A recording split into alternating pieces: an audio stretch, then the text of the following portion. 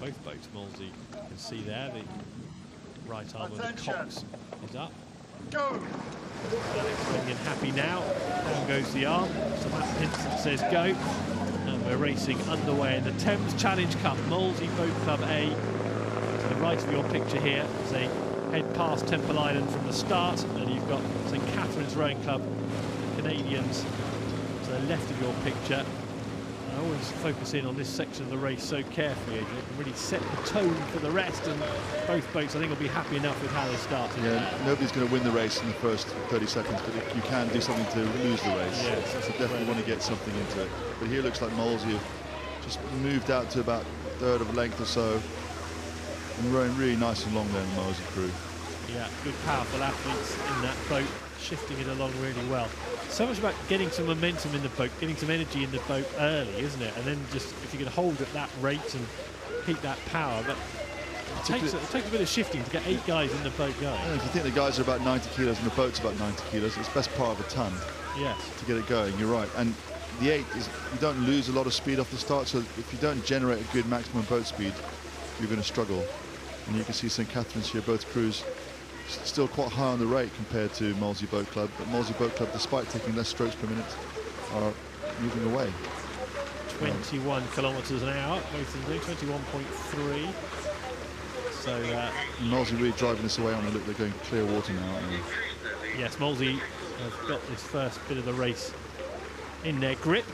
And that's harder than 8 now to come back from that. And here we can see the blade work, how accurately they need to put the blades in the water. They make all this effort to row, compress themselves and row far forward. The good crews will also put the blades in at that length instead of missing it. You said specifically it's hard to come back in an 8, and you and I have spoken before about how it is more difficult with these bigger boats to transfer the lead, whereas actually some of the smaller boat races that we've seen in the last few minutes on the water, the leads exchange 2 or 3 times in very short space. Yeah, you can, because you can change boat speed quite quickly because the weight of the boat and the people is quite light, but the 8 has so much momentum that it's quite hard to do anything about it. That's why some of the schoolboy 8s, particularly the Shipwreck St Paul's race yesterday, was phenomenal the way the St Paul's boys rode through that. And here we go, the St Catherine's 8. Yes, the red and blue of the St Catherine's 8. You can see the boat there, just having a look in the seats. You've got the Cox, Riley Peck, and there in the shot, Owen Volkner.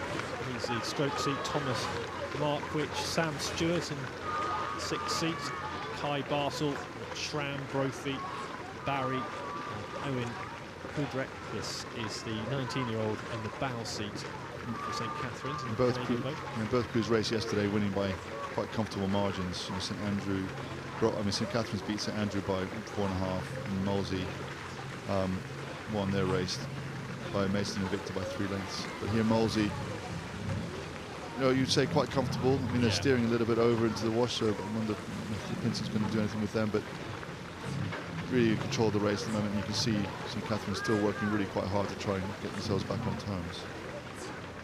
Molesey looking comfortable, looking commanding.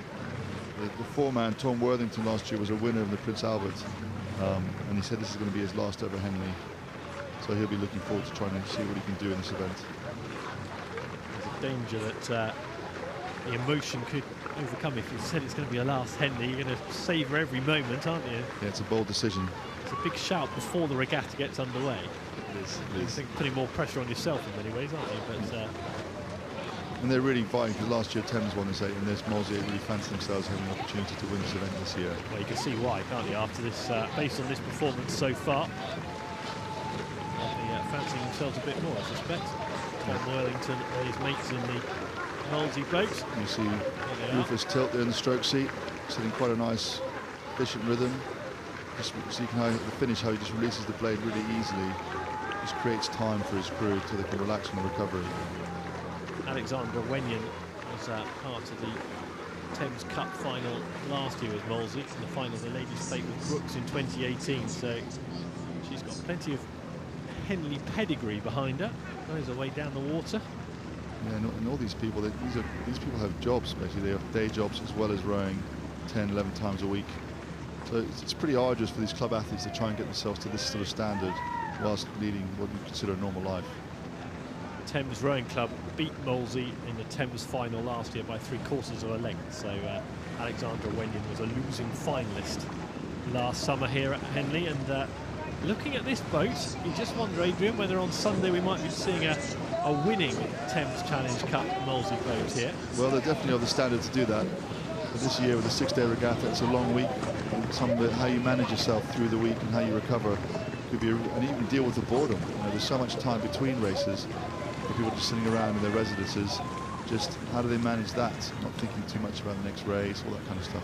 It's discipline, isn't it? A lot of discipline required to get yourself through the week and not be distracted by all the fun and shenanigans led by Sarah Winkless off the water. Indeed, indeed. And also, too much, if they're on their own quite a bit in the house, I guess they watch a bit of Netflix and things, but not spending too much nervous energy worrying about the next race.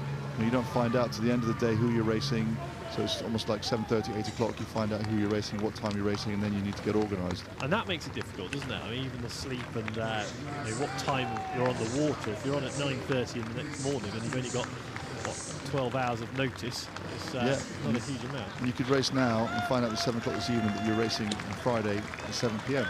So it could be almost a day and a half between your races. Yes. Well, here come Molesey. Good from them in the Thames Challenge Cup. The Canadians are actually battling along here and trying to get back into the picture, so some credit to them. They're not going to go home